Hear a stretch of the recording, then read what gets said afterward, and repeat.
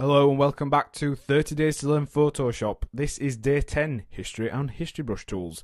I'm Ben Gribbin, and in today's lesson we're going to look at how to undo mistakes using Undo, the History Brush Tool, and the History Sidebar panels. So let's go ahead and switch to Photoshop and let's make some mistakes. So we're going to go into this website design, and let's say we want to make a new layer. And we're going to make a new layer. Give it no name just for speed, and let's say we wanted to draw some squares over the top of our image, and then we decided we were going to blur them and turn the opacity down just to give it a really cool abstract sort of appearance. And that's what we've done, and we've looked at this and we thought, hang on a minute, don't really like that. Well, we're able to undo all of those different steps we just did. So we painted the squares on, or should I say we started with a new layer, then we painted the squares on, then we blurred them. So let's say we've just decided, well actually we want to go back to those squares. All you need to do is on a Mac press Command Alt Z, and on Windows press Control Alt Z. That will revert to your previous history state. Now we actually turn the opacity down, so it's reverted us to the full opacity blurred squares, which we still don't like, just for example. So we can undo the blurring, which takes us back to the squares. So we've been taken back to squares, but let's say we don't like those. We can undo those, and we've still got the layer. So if we press it again, we can actually undo that. So that's how we use Edit Undo to work through mistakes, or just to revert back to something that perhaps we preferred before. If you want to go forwards, i.e. redo, press Command-Shift-Z, and we've made a new layer. Command-Shift-Z, we've painted on the squares line. Press Command-Shift-Z, it's been blurred, and then we've turned the opacity down. So that's how you can revert through history states. And the history states are also available under the sidebar panels on this button here. So it's above the Actions panel in this smaller subsection, unless you actually pop it into your right hand sidebar, and it will save, I believe it's between 10 or 15. You can actually change the number that you actually are able to revert back to, and once you get to a certain point, because you'll have done so much, rather than slow down your machine, the designers of Photoshop decided to cut it off. So let's say you have 15 reverse states. You can still always go back to the original 101 PSD, which is our original file here. So let's show you that. In order to change to where we open the file, well, that would be clicking on that one. That's how it was when we opened the file. But then also we clicked on New Layer. So that's actually making a layer, if you notice there. If we go to the top, we've got Group 9 as our top layer. But if we hit New Layer, it's actually taking us back to when we made that layer. Then if we hit Brush Tool, it's painting in those lines again. Gaussian Blur is blurring those lines back out, and then changing the opacity reverses the opacity change we did. So that's quite handy to be able to do that. Now we're going to go to a picture now, just to show you something else we can use if we're making mistakes and we're able to reverse between them and such. This is a photograph. And if we just go ahead and quickly add a filter to it, this will allow us to be able to show you a nice contrast between the two.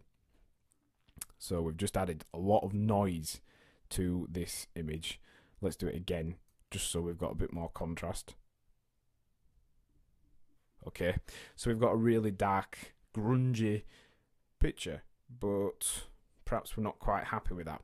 Rather than just flicking between history states, Photoshop actually allows you to customize and kind of paint out and paint in areas of your original photograph. So to do that, we need to use the history brush, which is accessed by pressing Y. And if you've watched the brush lesson, the previous lesson, we'll actually be able to incorporate some of those ideas into this lesson as well. So this is the brush panel.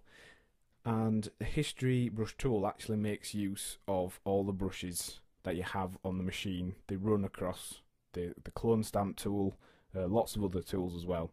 So it allows you to not only just revert back to the original image, but we can actually revert back in certain shapes as well. So let's just show you that now, just so you can see. The History Brush tool will actually remove this effect that we've added, and we'll go back to the original image. So that is the original image as it was when we opened it. As you can see, it's taking us back to essentially that, but it's painting out that area. Now that is kind of handy, but you can also reduce the opacity and the hardness of your History Brush tool, so you can actually fade in areas and soften it up.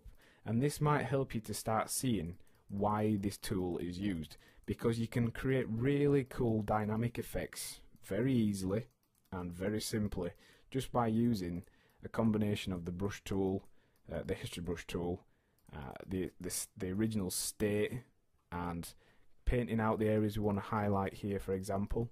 So it's a very handy tool. It's used a lot on image designs and photographs, because you can just do really cool simple effects very, very quickly. One other quick tip is when we're using this, we're actually able to set the History Brush state that it'll revert to. Now currently it's the original image, so if we go back to our original image and let's say we make some adjustments to the levels, so we'll do that, just change the levels, make it look really contrasty and blown out a little bit, like so. We could then set that to be the image. So if we say, for example, we're really happy with that, and then we go ahead and make some more changes to it, and do that again, and then we decide that we don't actually like that version, we can select the levels one by clicking this little icon here, and that sets that to the original version we're going to revert back to. So rather than it being this one, it'll be that one. So let's just show you. That's the original, and that's the one we're reversing to, and then this one here is where we've started to paint out the area where we want to return to our image. So that's kind of like an eraser tool, but a selective eraser tool, and also it just allows you to remove effects, things that you don't like. You could, if you wanted, return almost all the image to original and just leave certain elements that you want. You could combine it with the marquee tool, so let's just show you that very quickly. So if we selected this area here, we can use the brush tool to reverse only this area to the original version,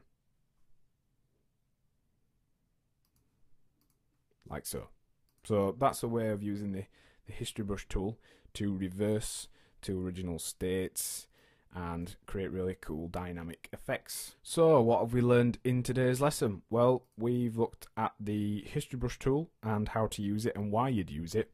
We've also considered how to undo and redo actions, and then we looked at using the history panel to revert back to states of changes. And your task for this lesson is to practice undoing your previous action using the history panel and returning a section of your work to its original state. Next time on 30 Days to Learn Photoshop, we'll be looking at the eyedropper and colour sampler tools. Thanks for listening.